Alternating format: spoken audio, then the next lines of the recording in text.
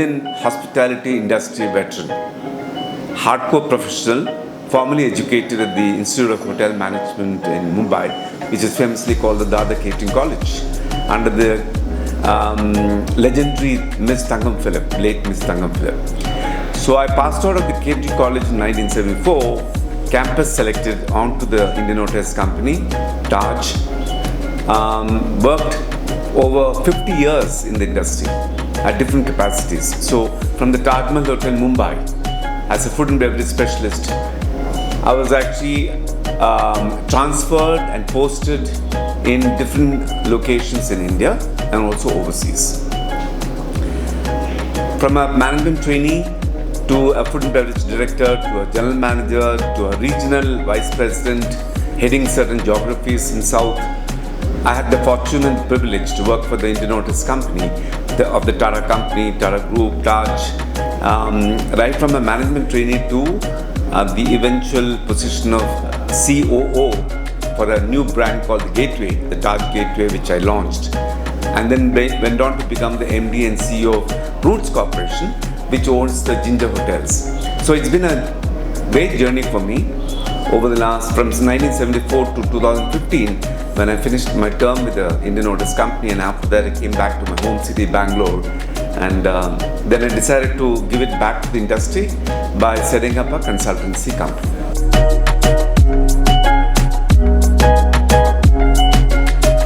That's an interesting question, Julie. You see, India is about 75 years old, so it's a young nation, and we are the baby boomers. So if you look at it, I belong to a generation that chose to join the hotel management career and opted out to become a hotel management graduate. So therefore, in that sense, in the 70s, we were one of the earlier formally educated professionals.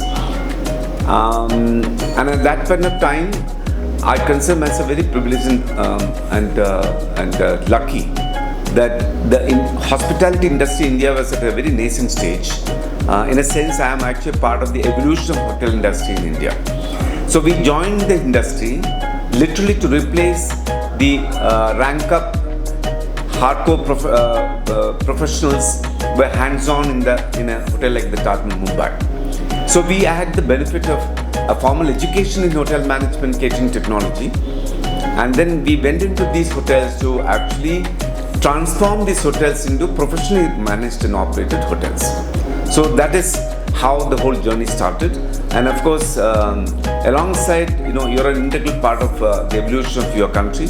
So in that sense, the hospitality, tourism, travel trade industry was growing, but never had that kind of priority status in this country.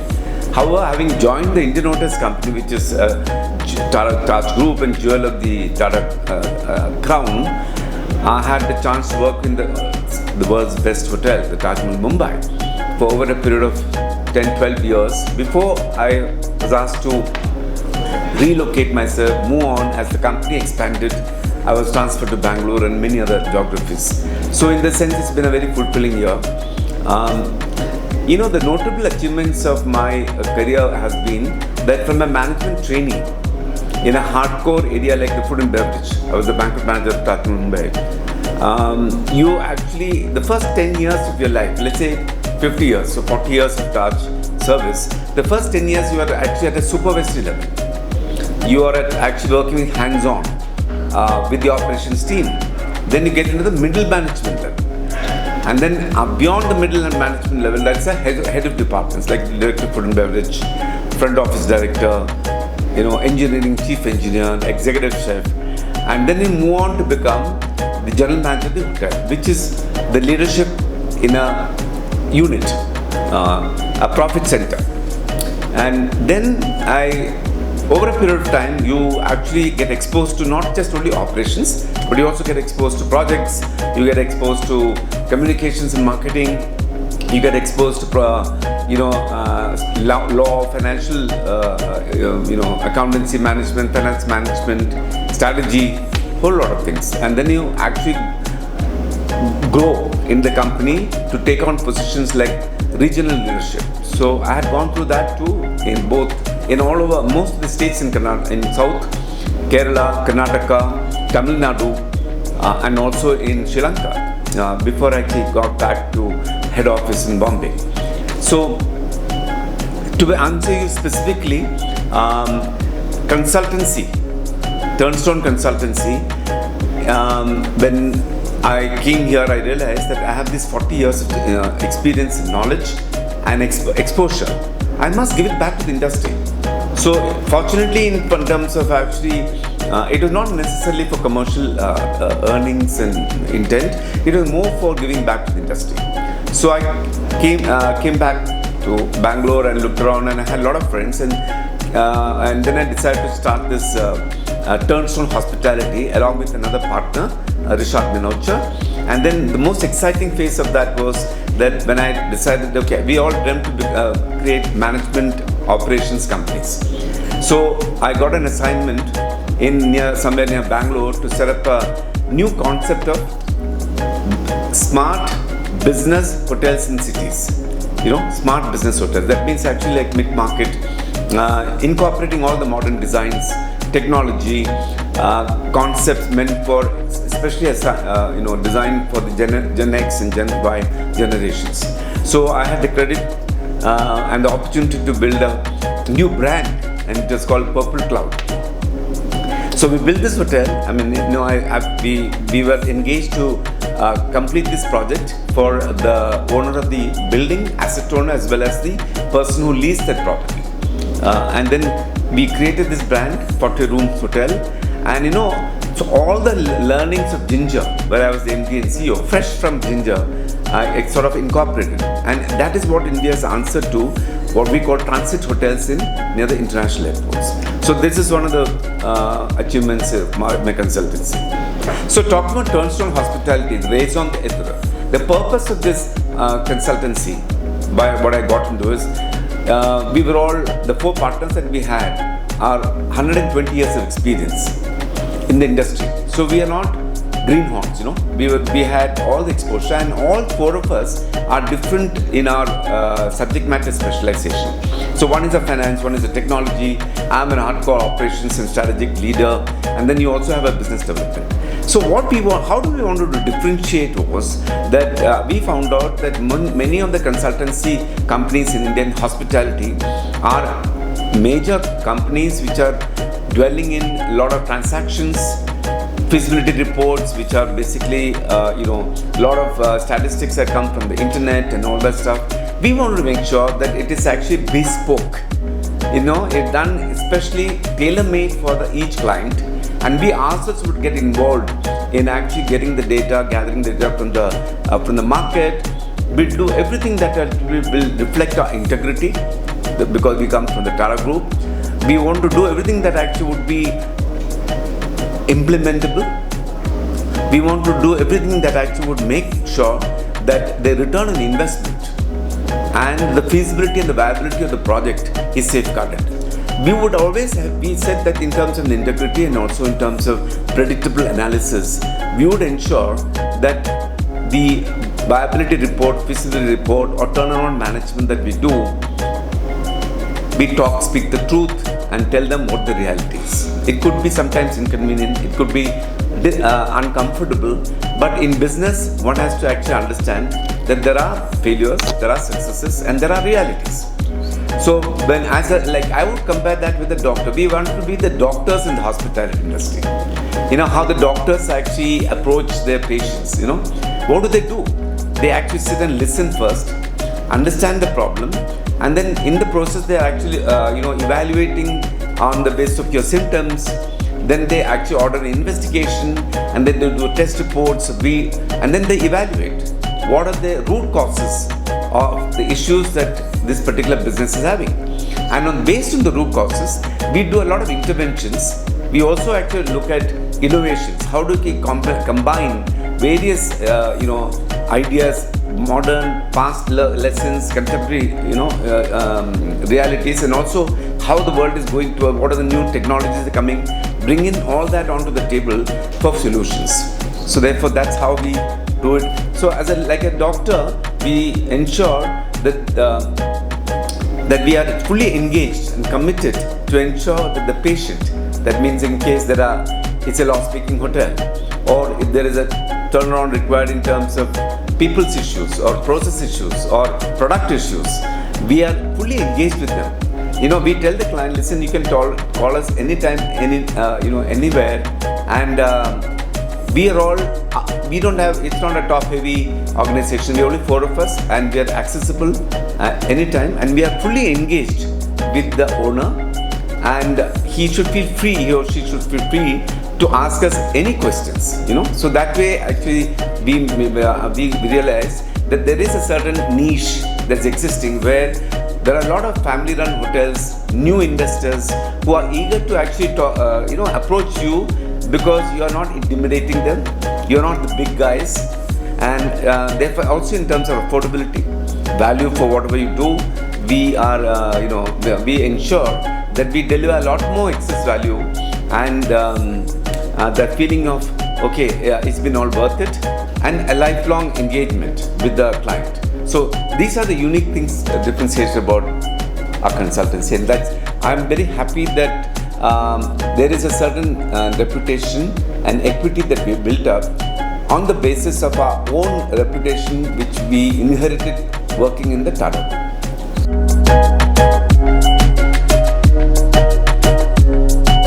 Oh, that's another interesting story and question, Julie. Fundamentally, leadership in hospitality, let's say management, supervisory and leadership in hospitality is all about, applying techniques and style which are relevant and suitable to the role that you play. So in my case, early on, when I started off as a management trainee and I became a captain, a food and beverage captain, a food and beverage supervisor in the banquet department of the TAJ in Mumbai, my sphere of influence and span of control, bandwidth, was limited to looking after big functions with a certain team. It is also all about coordinating with the kitchen and a whole lot of other departments, support service departments. So in that sense, I was actually playing the role of a supervisor. That means you are actually like a super eye. So the kind of leadership or management that one has to apply at that point of time would be basically a nice combination of knowing your staff. You have to first of all know their names. You should know their temperament. There has to be some chemistry and rapport with them. And most importantly, that's a skill level job. At that point of time, what do? They actually are serving. Their skill level staff, their ability to do restaurant counter service, banquet service, set up the room, do the buffet service, do the actual spirit service and all that stuff. So you are a fresher from the college and you have not had industry experience. However, you learn quickly and respect their skills and learn the skills. So when they know that you can also do the same thing what they are doing, or you're expecting them to, you're asking them to do, then they respect you. So you have to learn the skills. You have to demonstrate in person, physically, that you are also capable of making setting up a buffet. You're also capable of doing a flambe service. You're also capable of actually doing sit-down service, silver service, right? Silver service is a very special technique, right? In college, when we third year when we passed out and all that, there is a certain tendency for you to slow down. So back in in a real life hotel, that's what you are expected to do. So the more skilled you become as a supervisor, the higher the respect for you, right? And this respect comes out of professional respect, right? And you work along with them. You have to be tough, you have to be firm, but you don't necessarily have to be insensitive. You have to be sensitive too, right? When it is work, I would actually equate the hospitality leadership and management very similar to the armed forces, like say the army, right? There's a hierarchy, respect. There is a certain discipline, huge discipline. At the same time, there is also the camaraderie. There's a relationship. So we learned all this very quickly in the shop floor because of the huge legacy that the Taj Mahal Mumbai has.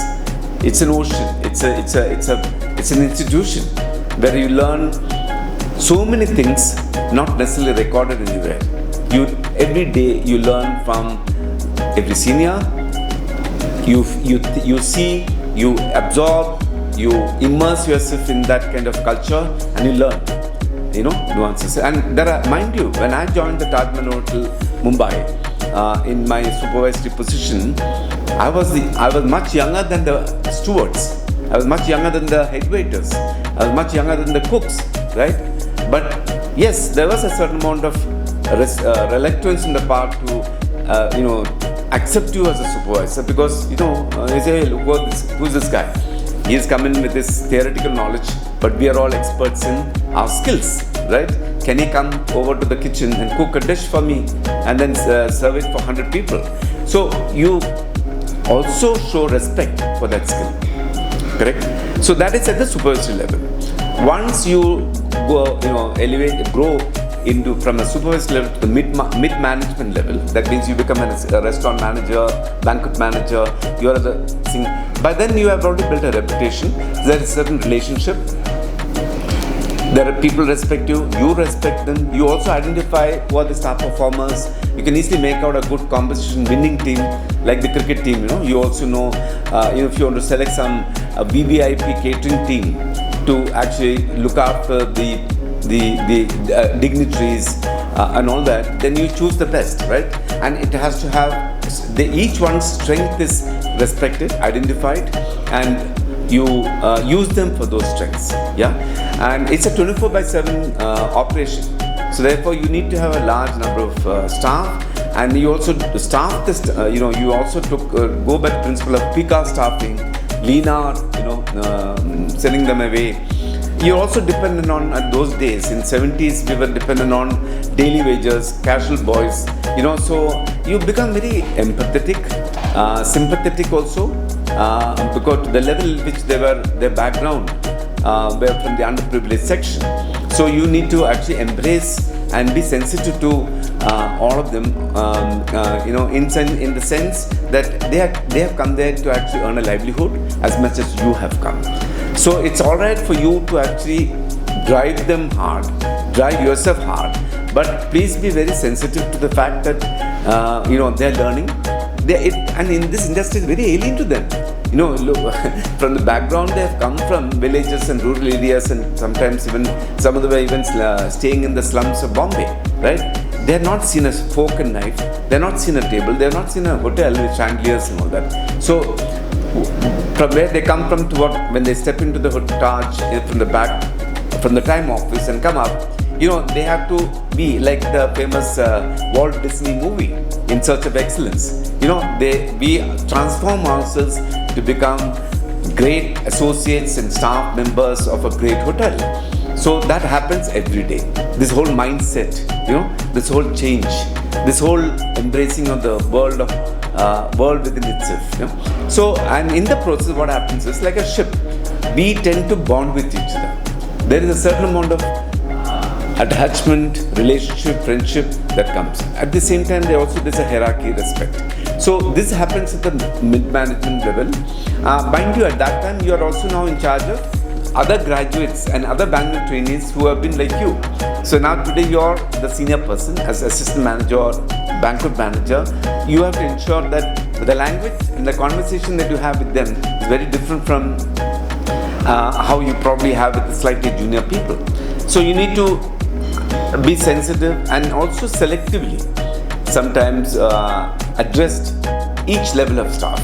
So you actually in the process, you make mistakes. Mistakes are made in terms of and causing conflicts, irritation, disagreements. All that happens in a team. In every team there's always those kind of dynamism that happens. But in the process, what happens is you learn to evolve. You actually introspect and understand, okay, where did I go wrong? It's not, rather than talk about where did others go wrong, right? So you learn the whole art of management. And the art of management is all about empowering staff, all about making them willingly work not for yourself, for the organization and for themselves. So, you by demonstrating that you yourself are so passionate, you love your work, and this is what I want to do in my life. So you become an example, you role model, and then they understand, listen, if he's hard on himself, so why shouldn't we also? And then in this process, if I'm being recognized by the company and I'm successful, I'm getting my promotions, then that's the best example for them. Okay, so and that's what Tata is all about. It's about meritocracy. It's about whoever performs becomes the A category boys, the champion boys, the superstars, right? So there is a lot of recognition of merit. There's a lot of recognition of basic needs of a human being. Respect for dignity of labor, respect for work-life balance, all that things. At the same time, the 70s provided a lot of this thing about hotel job. Is this a dignified job? Serving somebody. But in the hotel, in Taj, Bombay, we were serving the who's who of India. So in that sense, it was a great privilege to see, the giant leaders like late Mr. J.R.D. Tata, Mr. Dhirubhai Ambani, and whole lot of them, political leaders, Honorable Prime Minister, and so in the process, what happens is you also actually get rubbed on with the people who have actually been successful. So you are talking to them, and when you talk to them, you understand, oh my God, this is the style. This is I have to talk. This is the way I have to know my subject. So there's a huge amount of benefit that you get being a member of a great hotel. So then you come to the then you get successful, and you move on to become the senior management. Senior management means F&B director, general manager. So that's a very different ballgame. At that level, you are now actually established yourself as a leader in your own right, and then the company is watching you, the management is watching whether this particular manager, does he have a future? Does he have the potential to become even a corporate leader? Right? So this is actually a test for you to see how temperamentally you are suitable, how physically you have the capability and the tenacity and the verve and the zest to take on tough jobs. Each time you go up, it's very tough. It's not easy at all. Everybody thinks, oh my God, he got a promotion and now he's got high salary and he got so many benefits, perks. He can go to the restaurant at the Taj and dine out, and even that wear the black and pinstripe trousers. He can wear his own suit. That comes with a price. And the price is not more about physical comforts, it's also benefits, it's also about the mental maturity, and also the fact that the higher you go, the more you have to respect individuals and people. And that's where we tend to go wrong. Managers, leaders, all of us tend to go wrong because under pressure of work and with this whole eagerness to please all the customers, guests and everything, you tend to actually become hard on your people, or you tend to actually raise the expectations beyond their capabilities, right? And you tend to make mistakes. I have made mistakes in my own life when I was a banquet manager, food and beverage manager, expecting and driving the team to excel and go beyond their capabilities and make sure that tell every single guest who comes to the Taj that, sir, you're always right. But then that's way we were trained in those days. But the human side in me, which was taught by my parents, which I learned from my roots, kept me in steady this thing of saying, okay, I may be pretty hard, firm, assertive in the shop floor, but there was also a relationship that I built up offline. So we were actually pretty hard on ourselves in the operations. We played the game hard, we partied hard. So I was also participating with them, take them out for a nice dinner, Christmas, New Year, Diwali time. We used to have our own parties in the night, going from midnight to early mornings. So this is how you actually build your relationship, which is everlasting. It could go beyond the workplace relationship. It could be lifetime. And I went through all that learning, then became a general manager. Then what do? You are now the leader of the number one. First in line among all your equals, heads of departments. Some of them would have been senior to you. So there are, and then see, in any organization in life, everything is not taught to you. You learn a lot. And when you learn in the process, you make mistakes. What brings you, what gives you the best lessons? Failure. Whenever you fail, whenever you go wrong, whenever people actually are criticizing you, whenever the whole world is looking at you and saying, oh my God, this man is being so harsh, or this man is pretty tough and he's done this, he doesn't know this particular aspect, then you take it positively and see, okay, it's an opportunity for you to learn. And that's what Tata teaches, the TAJ environment teaches, that listen, it's alright for you to make a mistake, it's alright for you to fail, it's alright for you to fall down, but get up and run again, right? So that's what been my life of getting from, it was a big change for me to go from mid-management to senior management, that is heads of department. I was the food and beverage manager of the TAJ Mumbai, along with a legend, my senior Ms. Shireen Bhattiwala, and Vilas Palanitkar. I was wearing an assistant F&B manager. The whole old TAJ, I was in charge of the entire old TAJ, and it was a great, adrenaline was going up. And it was a sense of pride for me, even to tell my father and mother and my sister. But then I was, of course, married. So even to tell my wife, Geeta, who actually was in a completely different space, it was a great sense of pride.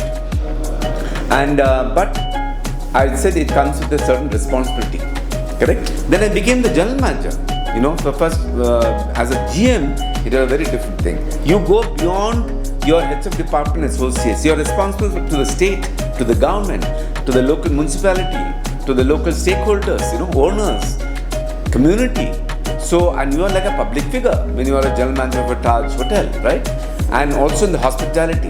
And there is also this tag that, okay, these guys are all luxury, business. They have their nose up in the air, those kind of things. So you need to be public image is very extremely important. For a general manager, you need to be communicative. He has to be polite and humble and humorous, and also be sensitive. The image building ability has to be there in you, in ensure, because you are not just only good for you are good. You are pretty good in your subject. You are very core competent areas. You are the master. However, it goes beyond that. Then, after becoming a general manager, I was recognized and I said, okay, now it's all over. You have to move on and take charge of hotels which are under projects in a particular region. So I was actually posted from here to a very exciting, very tough region called my own home state, right? And I was in fact made the COO or CEO of the joint venture between TAJ and the government there, the state government there. Correct? And I was also area director and general manager of the famous hotel called the Taj Malabar. It was a huge step for me, transformation, complete, getting into another orbit, right? I initially I was very nervous. I must say that I said, okay, this is not just about managing a hotel, it's managing a whole state. And so you learn a lot. Then in the process, of course, they also send you to leadership development programs, management development programs. The Tatas and the TAJ really have great nurturing, nourishing, enriching programs that actually make literally sort of help you to transform your personality, develop yourself and groom yourself, and you grow within the organization to become real leaders of people, leaders of businesses, leaders of responsible leaders and with accountability. So by then I am also representing the Tata Group. I am representing the TAJ, Indian Hotels Company, which is all centuries old brands, legacies.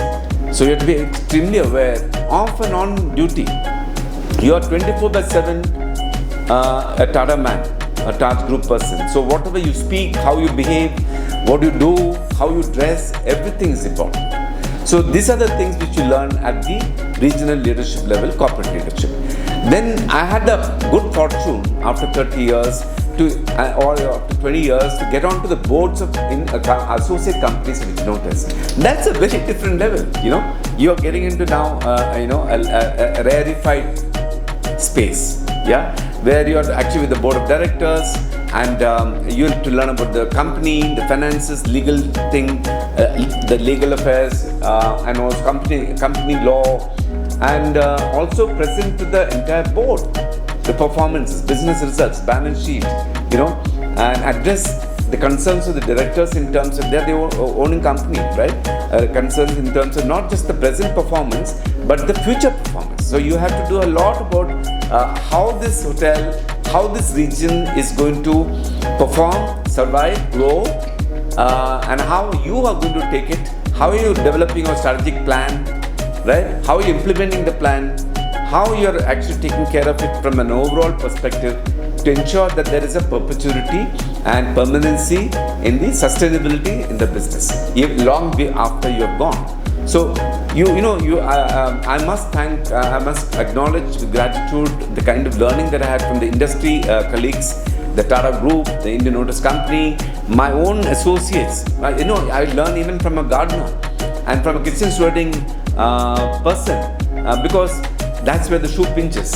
And he tells you about, and honestly, the perspective, from his perspective, whether it's making a difference. My leadership of the hotel or the region, is it actually causing, benefit him in terms of his value, right? And is the mission and vision of both the person who's in the garden to, as a CEO of a particular region or a senior vice president, does it align? Does it attune? That's very important. We are all, then, the whole philosophy, communication, cascading communication, bottom-up communication, making sure that you're in touch with every single staff member of the company. Reach out to them when they are not well. Reach out to their families, getting to know them personally. All that actually becomes a very exciting part of a hotelier's life.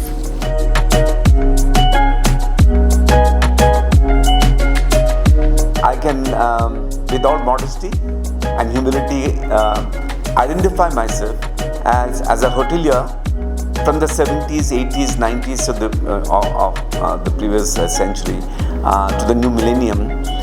As someone who started the career in the luxury, pure luxury. I was in the Taj Hotel Mumbai as a full-fledged banquet manager, food and beverage manager, only knowing about luxury operation. And then I graduated from the luxury business on to coming and being a part of the opening team of the Taj MG Road in Bangalore, which was at that time considered to be a premium hotel. So I went on to moved on from luxury to premium. And today, of course, Taj MG Road is a luxury hotel. So again, it's more or less luxury. And then from there, I went on to Switzerland and got completely retrained, exposed to the mid-market concept, what we call the upscale and upscale hotels, and then was associated with launching the new gateway brand for the Indian Hotels Company under Miss Camellia Punjabi. And this was a revolutionary concept. We brought in fresh from Switzerland. I was staying at Zermatt with Silo Hotels in Switzerland, right on top of Mount Alps. So that was a very different concept. So I had to actually completely rechange myself, reincarnation in that sense, and completely change my whole approach, outlook, mindset to looking at so many different aspects, particularly from a cost perspective, from a capex cost, from an investment cost, and to an operating cost, and also the whole concept and positioning, and also working with limited staff. And and also working with hotels that would be more limited in scope in terms of F&B outlets, facilities, and positioning and rate, and whole lot of dynamics that go into upscale hotels, which is a very different game. And all this happened because post-liberalization, India exposed to the whole global standards, and a lot of industries from outside, a lot of international companies and multinationals came into India, and they were looking, and slowly the market actually defined different segments. So we took note of the fact that India's hotel sector is now being segregated into luxury market, premium segment, mid-market segment, and economy segment. So both in the market segment as well as, so therefore they required products. It's not just only the market.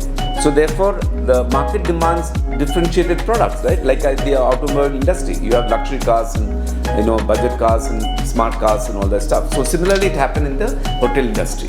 So I had to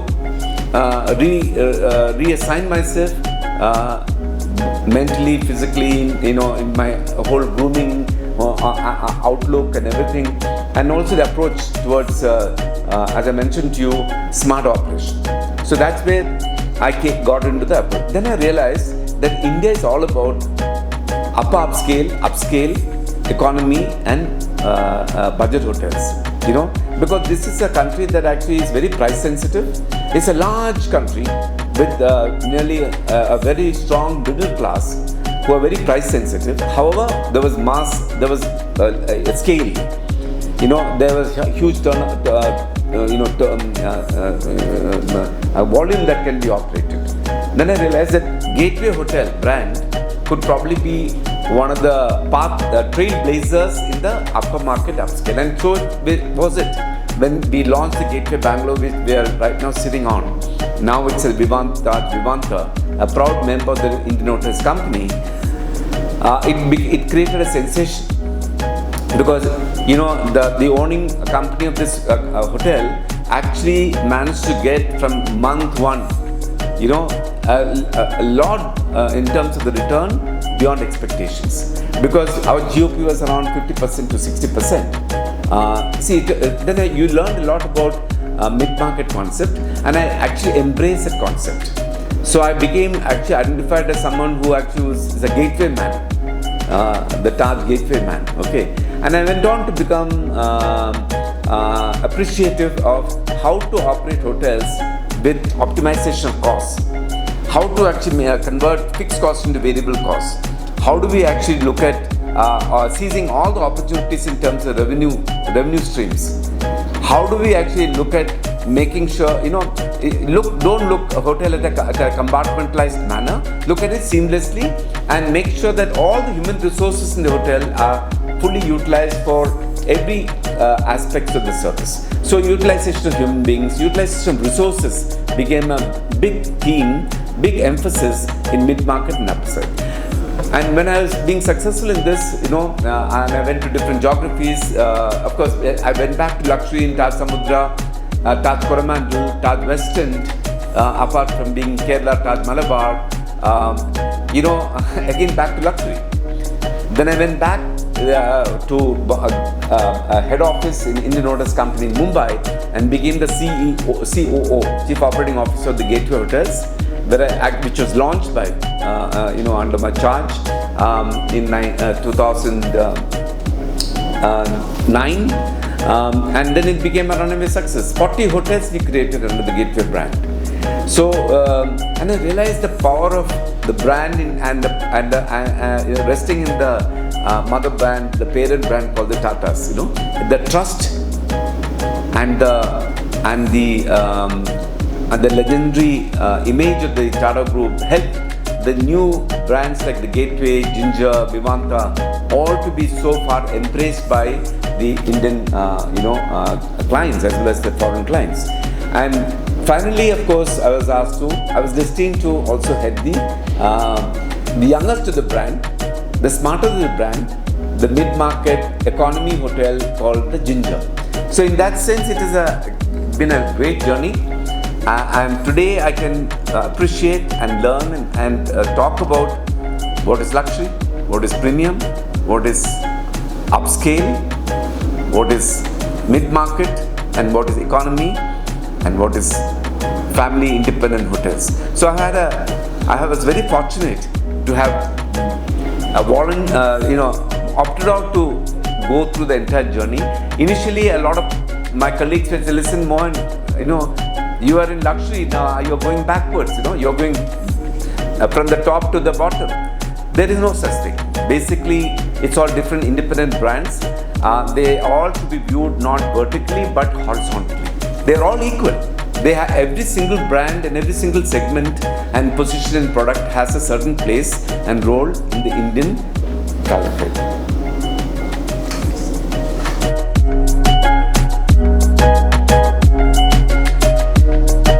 So let me make it very short. I'm a food and beverage specialist. I'm a foodie.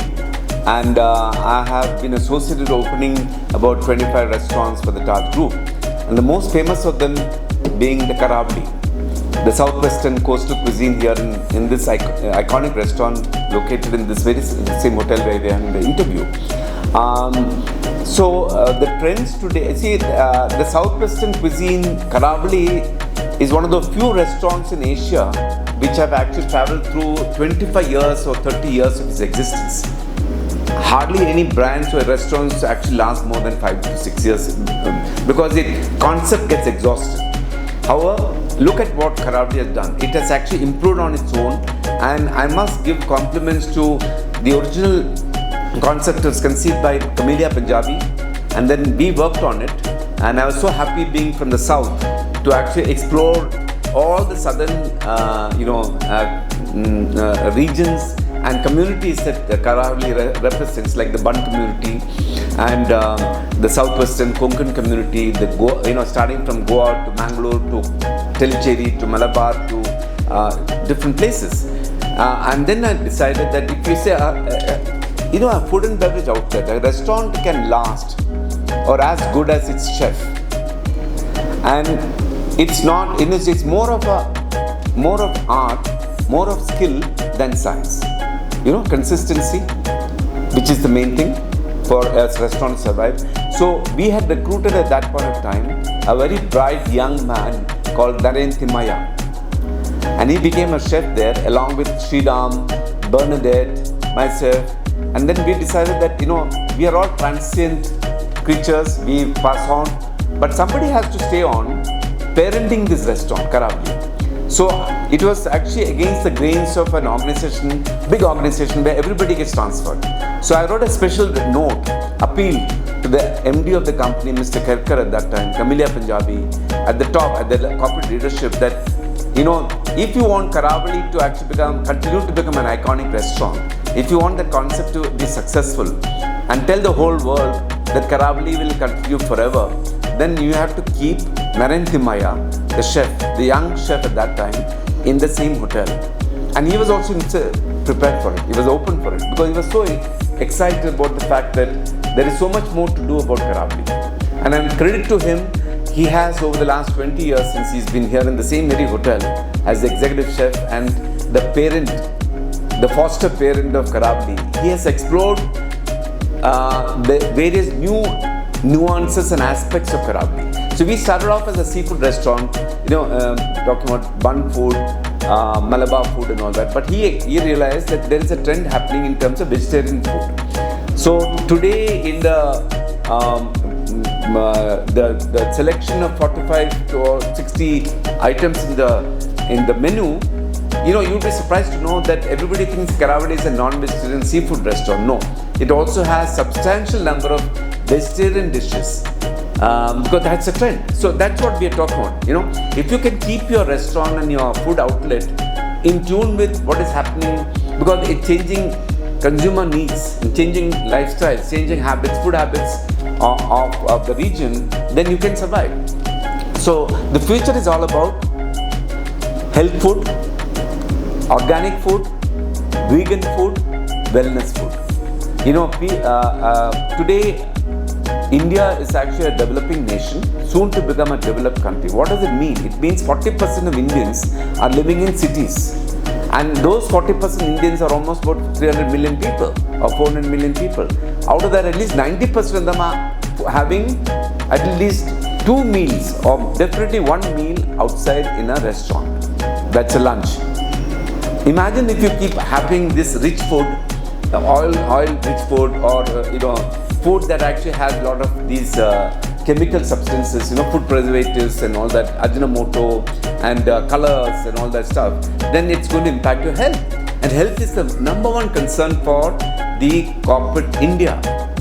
You have all the opportunities, but you're time poor, long hours, high pressure executives across this country are looking at, embracing healthy food.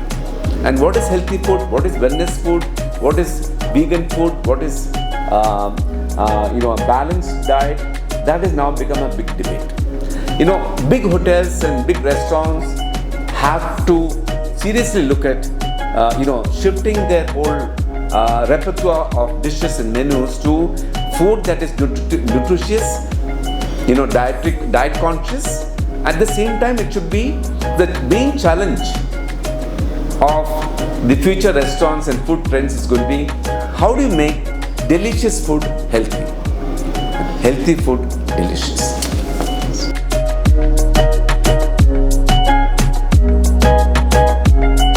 Well, it's going to be in my own country, India. I love wildlife, and my favorite animal is obviously the Indian tiger. I'm fascinated by that majestic creature of God. So my most favorite destination is Pench Tiger Park. So, I've even recommended that for another great friend of mine from the cricketing world, the legendary Anil Kumble, who's a wildlife photographer. So he wanted to go to Pench, and I organized everything for him because we have a TAJ wildlife sanctuary there, resort there. So I remember going a couple of times to Pench and enjoying the beauty of this majestic animal in the wild. So it's a beautiful place. Similarly, anywhere where there's a wildlife safari, I'm game. So I've also been to South Africa and beyond. It's a famous company that actually promotes wildlife safari. It's so beautiful to go early in the morning at 5 o'clock on a safari jeep, open air, and maybe sharing with another family and the children, and then enjoying the beauty of nature and enjoying the creatures of the nature. I have seen the lion pride and how this lion is actually a real hunt. So many things, and I'm very fascinated by the fact that nature teaches you a lot of things every time you go back to nature. And these animals, we have to learn a lot from these animals in terms of conservation. They never kill another animal, they feed unless they're hungry. Once they're fed, like a tiger feeds on a big deer or samba once a week, and then after that, so many deers can just pass by, but he will not attack. So that's there is no such thing as greed. They go and live in line with what they need in life, and they're happy. They're sleeping most of the times. So it's a fascination for me experiencing wildlife.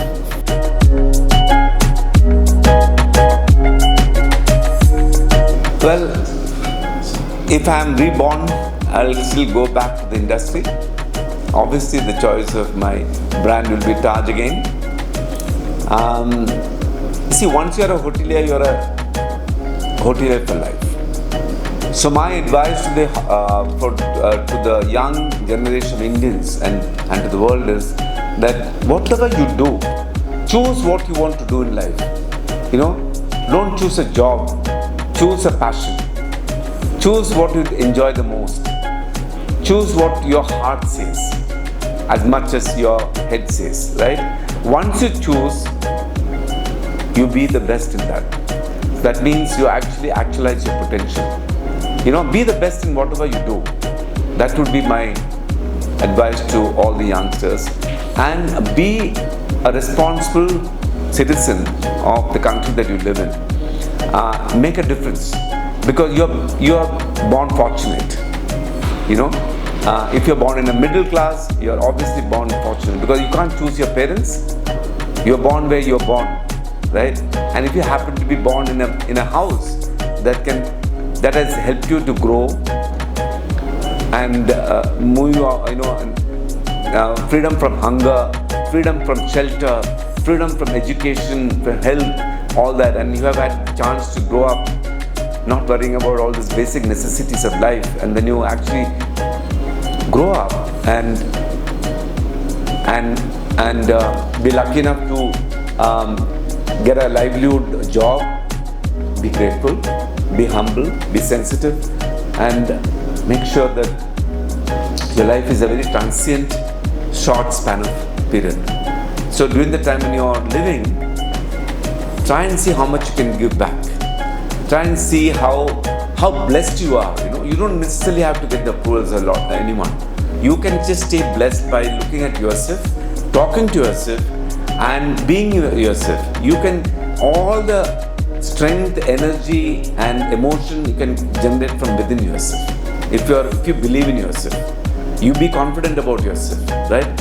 And once you're confident about yourself and you discover your best, like this interview, I'm giving my best, right? And whatever I know in my life experience, I'm sharing with the whole world, and with no inhibitions at all, because I am what I am. So therefore, that's what you should grow up to be. You know, India has a great place in the community of nations and in this planet, right? We have to be a responsible nation. It is not just about being a superpower in terms of being a military superpower. You have to be a soft power. You have to tell the whole world about what our ancient philosophy is. It's about, you know, this whole thing about peaceful coexistence. So in that sense, how can all of us, the young generation, whatever you choose to do in life, make a difference to the society and be known, and when your children should be proud of you. They are the ones who are actually going to listen about your legacy, listen about whatever you did. So every time you are a young person or an old person, middle age, think about those 2-3 individuals who actually would live beyond you, and when they hear, okay, your dad or mom, you know, they were wonderful, they're amazing people.